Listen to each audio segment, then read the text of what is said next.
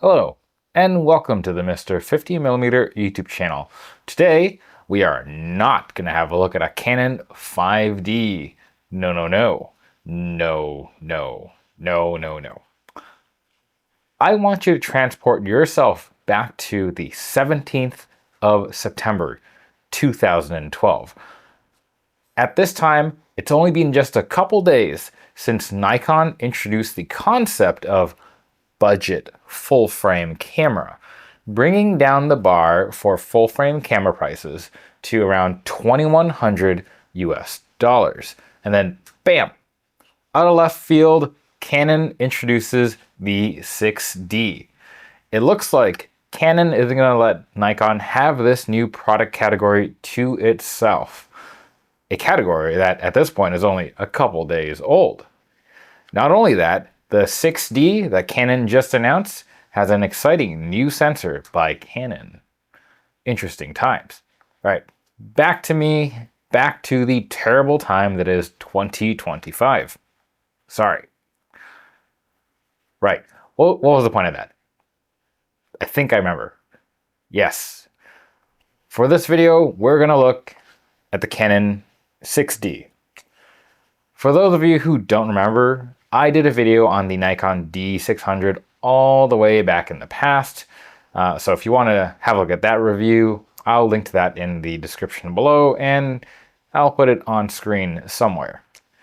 For a tiny bit of context, I got my 6D from a friend who was able to pick it up from a store that was closing.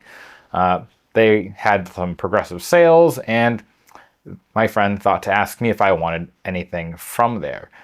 So essentially, due to this shop closing and their, fire sales, I was able to snag the Canon 6D for an insane 250 Canuck bucks or so. Thanks, by the way, if you're watching. Anyways, my 6D is a little bit worse for wear. You might be able to see, but it otherwise works mostly.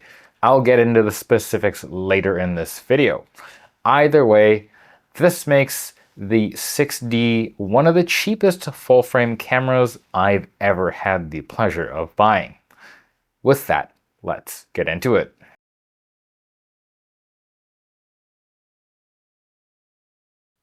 What is the Canon 6D? Well, it's this camera over here, and it's a Canon full-frame DSLR featuring the EF mount. Introduced on the 17th of September in 2012. It employs a Canon-made 20.2 megapixel CMOS sensor, and it has an ISO range of 100 to 25,600 or 50 to 102,800 with ISO expansion enabled. The shutter is good for 30 seconds to 1/4000th of a second. Flash sync is up to 1/180th of a second, and the camera has a 63 zone metering system. It features an 11-point autofocus system, which itself has one cross point in the center of the frame. This is combined with a top shooting speed of 4.5 frames per second for about 15 RAWs on a quick card. This is of course a DSLR, so it also features an OVS, one that covers around 97% of the field of view. On the back of the camera, we have a 3-inch LCD with around 1040K dots. Memory card on this camera is SD cards, and the 6D also has additional features such as both integrated Wi-Fi and integrated GPS. The 6D, being a pretty modern-ish camera, features the ability to shoot video at up to 1080p at 30 frames per second. The camera is powered by the very abundant LPE6 battery, and it's good for 1,000 SEPA-rated frames. Dang. With the battery in the camera, the 6D weighs in at roughly 770 grams, or roughly 0.385 knocked. At launch, the 6D came in at $2,099 USD, or roughly $2,955 now, or around 4,100 Canadian buckaroos. It actually doesn't sound that budget friendly, but I suppose 2012 was a different time.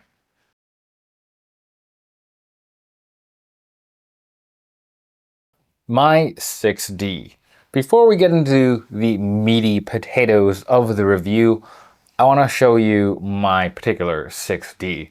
This camera has seen some stuff. You can see on the back, well, maybe not, but the LCD is a bit scuffed. On the bottom, we're missing quite a bit of paint. There's a lot of, of that paint that's coming off over here. Moreover, there's an issue with this camera that I had to rectify on my own. Before we get into what exactly that is, I want to provide context. See if you can guess my problem. Anyways, weather sealing. This is a bit of a nebulous term in the camera world. Not all brands are like your OM Systems / Olympuses, and not all brands are willing to slap IP ratings on their cameras. What they're willing to say, though, is much more, let's say, a flexible term, like weather sealing. The 6D has weather sealing, which is great. But what does that actually mean? Well, in Canon land, they actually use two principles to seal up the camera. I'm going to put up an image of the 6D's weather sealing diagram so you can have a look at it while I talk. First is the concept of using very high quality fitment between parts. They're considered like precision machined and have a, again, nice, good, tight fit. Those on the diagram are green. The next method of sealing up the camera is gasketing, which is what you normally think of when you think of weather sealing. That is in red.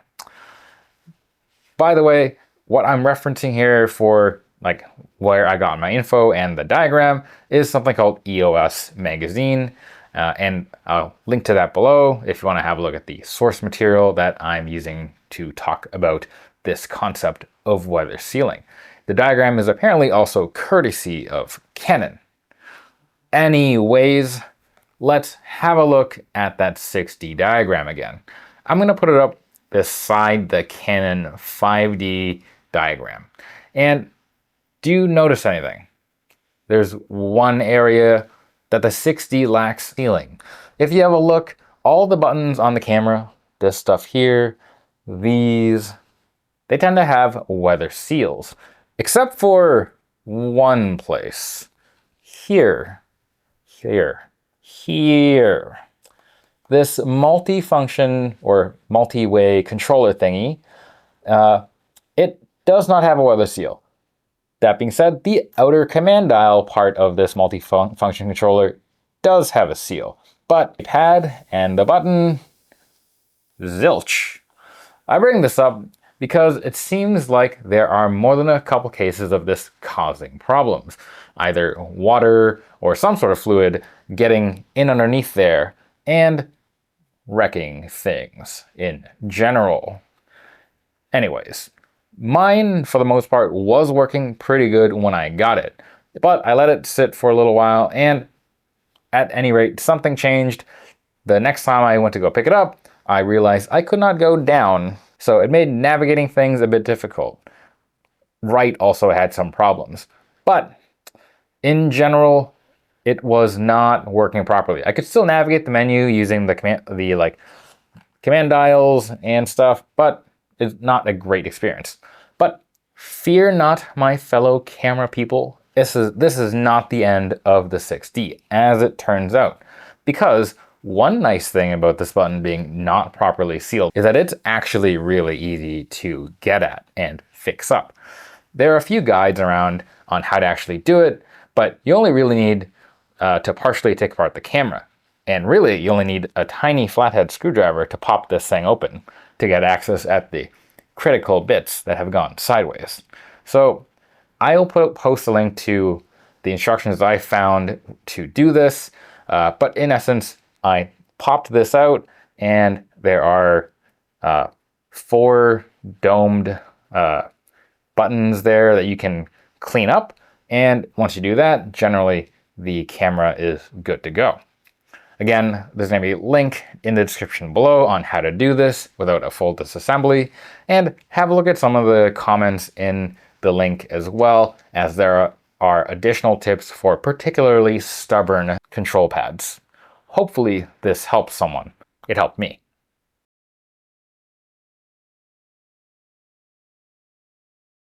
Shooting the Canon 6D, operation and feel.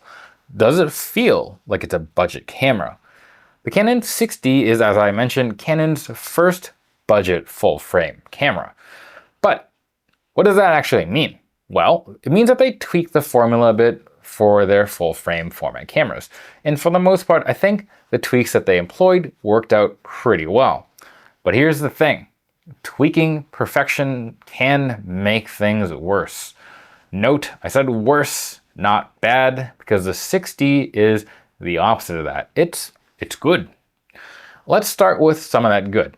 First, the 6D is one of the lightest full-frame DSLRs to come out. I believe the 6D Mark II is a mere 5 grams lighter. But what I'm trying to say is that the 6D, despite its lightness, still feels very solid. This camera is made out of magnesium and polycarbonate. And I think the way that Canon used the two of them together overall works out and that leaves the camera lighter while not feeling like it's cheap. And the result of this combination of materials is that it's 70 grams lighter than the competition, the Nikon D600. Now, looking at the top plate of the camera, you can see that the 6D looks pretty well unchanged from the 5D series and other double-digit EOS series cameras like the 60D. You got a top LCD there, a row of buttons, a command dial. Things are pretty consistent on this front, so it feels very Canon-y. Additionally, the grip, it's very nice. It's what you'd expect from a Canon full-frame camera. It is deep and it fits, at least my hands, very well. When it comes to controls, things are pretty similar as well. You have your command dial up behind the shutter there, and you still got the rear command dial as well. But it's not the classic Canon one that we came to love and enjoy. It's not the giant thumb wheel there. It is, of course, the multi-way controller with a center button. Now, here's where we're going to discuss some of the other ways the 6D differentiates from the 5D series. If you look at the back, there is no AF joystick, which sucks. It's one of the changes that made things a little worse. And controllers, they're okay, but I definitely don't prefer them to an AF joystick. And as we saw earlier, there is risk for this unsealed part to go sideways. So it might become a little bit clear that I'm not a massive fan of these control thingamajigglers. And yes, I had to repair mine, and yes, it feels a bit meh. And it also isn't a great set of buttons either. For me, the travel on D-pad is too shallow. And it's like that on the action center button as well. Despite that though, I still find that for the most part, the control for the camera is pretty well done, and the menu is typical Canon menuiness. So it's straightforward and easy to navigate.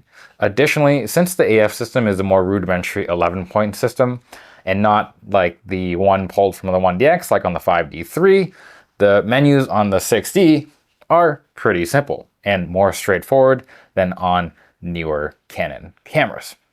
Another thing that I think was a nice change was the move to reduce the overall buttons on the camera. So if you look at the back of the camera here, you'll notice that the left side has no buttons.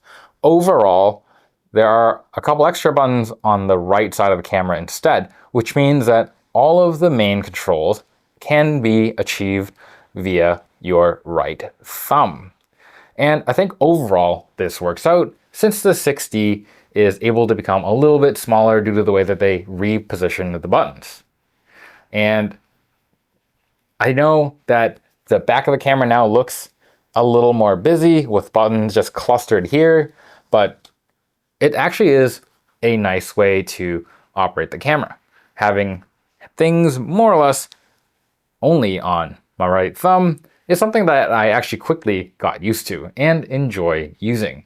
Again, aside from that 6-way multi-controller thingy.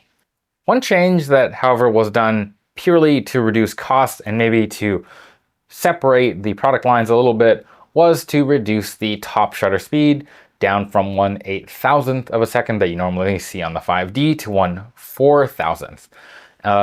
That may affect the way some people shoot. For me, it didn't impact things too much, but it did remind me that it is a budgety camera. So, does this feel like a budget camera? Personally, no. It does feel a little worse than the 5D in some aspects, but in others there are some improvements. So, it's a bit of a give and take. But generally, no, this is a budget full frame, but it doesn't feel budget.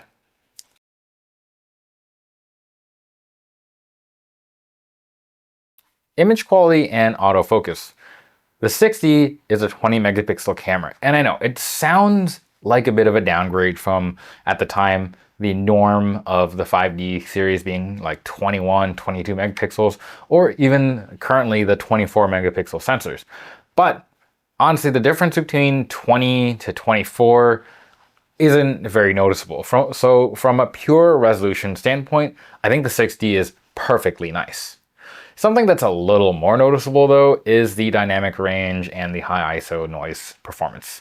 This is indeed not as good as modern sensors, and it's not as good as the D600 sensor that was its competition when it came out. But it's not to say that it's bad. Just, you gotta remember that on top of all that stuff, this is a regular front side illuminated sensor. There's no stacking, there's no BSI, and this was, when Canon was still kind of in its lolly, lazy days. But even with that taken into account, the sensor does a pretty good job overall. Let's have a look at some of those noise samples.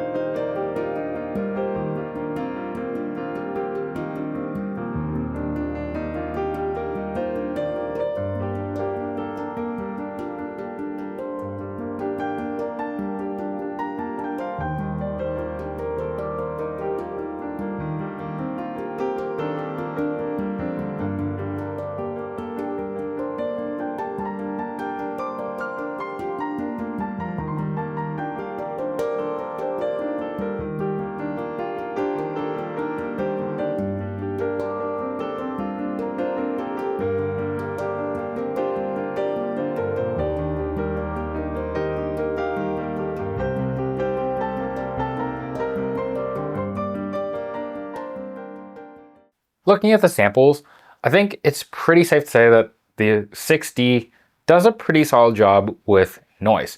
Again, not as good as a modern sensor, not as good as the 24 megapixel sensors that we're using nowadays, but overall solid. I'd be pretty happy shooting this camera at ISO 6400 and applying some noise reduction. I know that with the slightly lower pixel count of 20 megapixels, the noise is going to be a little bit bigger of a concern than with the 24 megapixel, but still, I think that these images clean up fairly nicely at 6400 and below, and even 12800 is suitable if you got to use it. Again, run it through modern NR and you're having a good time. While I'm not convinced 100% that the 60 sensor has fairy dust on it, I do think that the images from the camera pack a pretty good punch. When it comes to autofocus, the 60, if you remember from earlier in the video, however many minutes that was ago, probably many, this is a budget full frame camera. So it wasn't ever going to get the 5D3's AF system, which itself is lifted off the 1DX Mark I. Canon instead offered up a new AF system featuring 11 whole points in its classic diamond formation, with the center point being the only cross point. Thus, it's the only one that's pretty good. One thing that stood out was the 6D's ability to shoot in pretty low light, having a claimed ability to focus at one stop lower light levels than the 5D3. While I haven't tested this specifically, I can say that the center point is very good. Now, being that the whole system itself is only 11 points, and really the center one being the good one, tracking on this camera can be difficult. Doable though, but you won't be able to really have the points pass off and have focus be maintained. But if you can keep your target at the center of the frame, I think the 6D would do a pretty reasonable job, at least at tracking basic movements. And with a bit of skill and practice, you could probably do more advanced sports with this camera. Now, let's listen to that camera's shutter.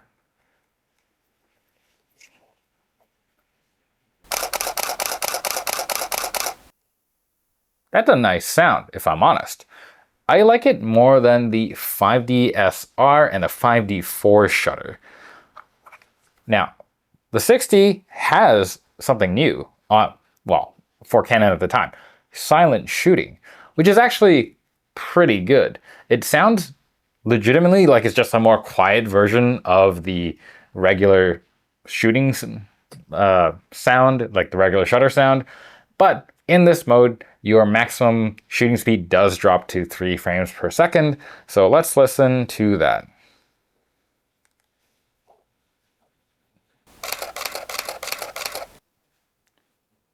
Also not bad. With that, let's have a look at the sample gallery.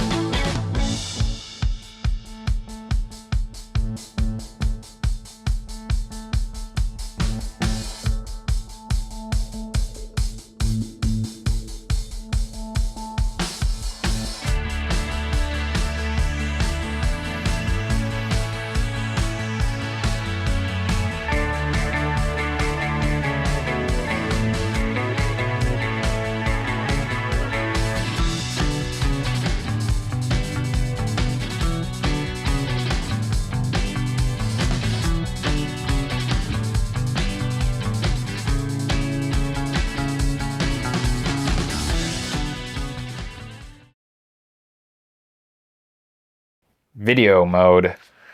The 6D does do moving photos. It does it at 1080p, 30 frames per second. And I think the footage actually looks pretty solid. You can have a look at the sample photos or sample video gallery afterwards to make that decision up for yourself.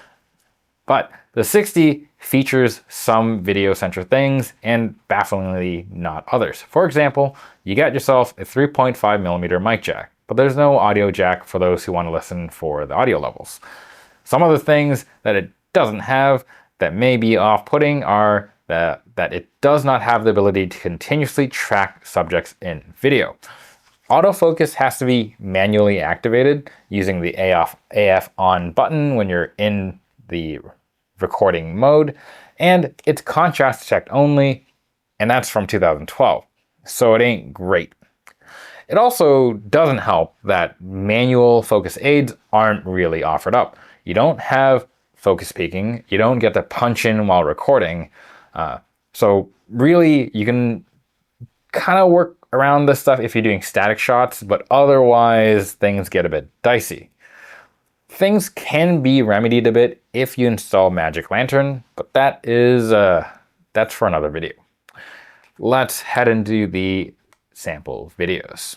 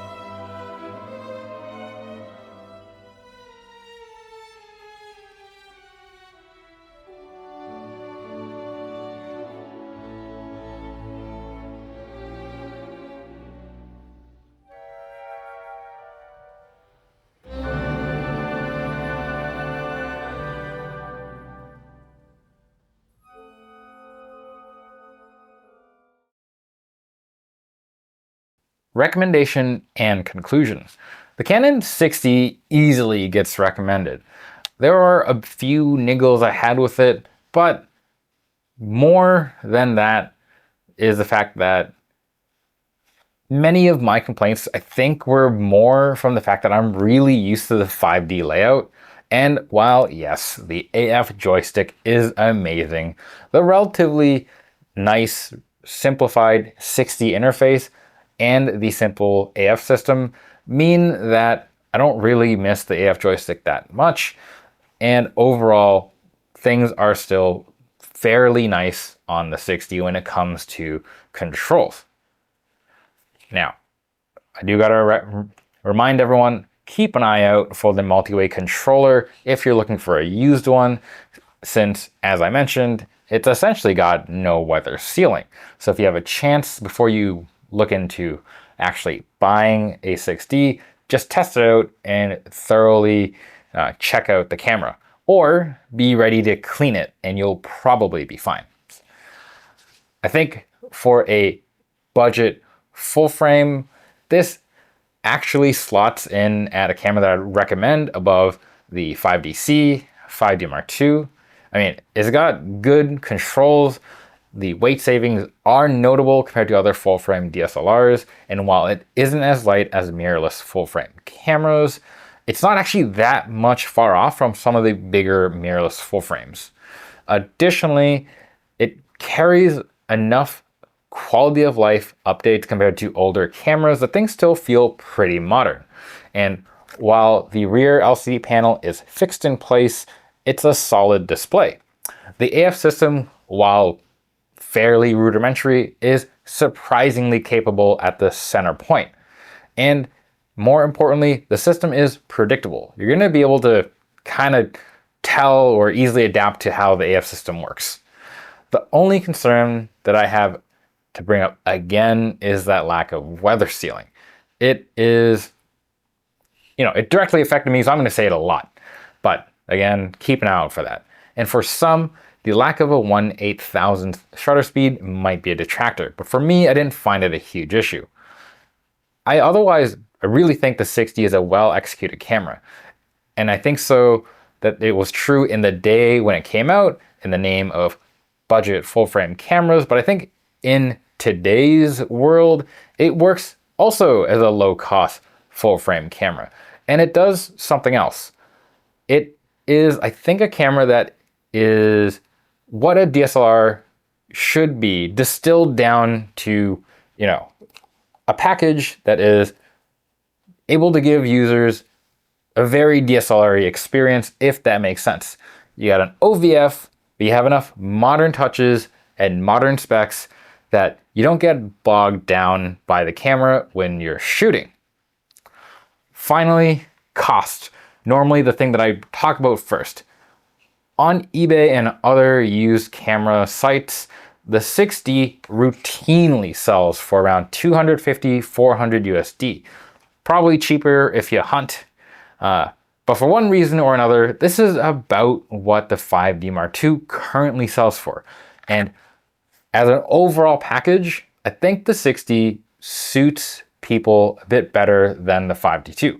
The 5D2 makes sense if you have the itch to just try the legendary camera, or if you want to see if you can bring the potential out using Magic Lantern.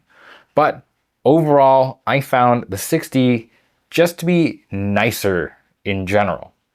Additionally, it is really starting to get difficult to find a 5D2 that hasn't been through the ringer, where nice 6Ds that aren't like mine can still be found in pretty good shape fairly regularly.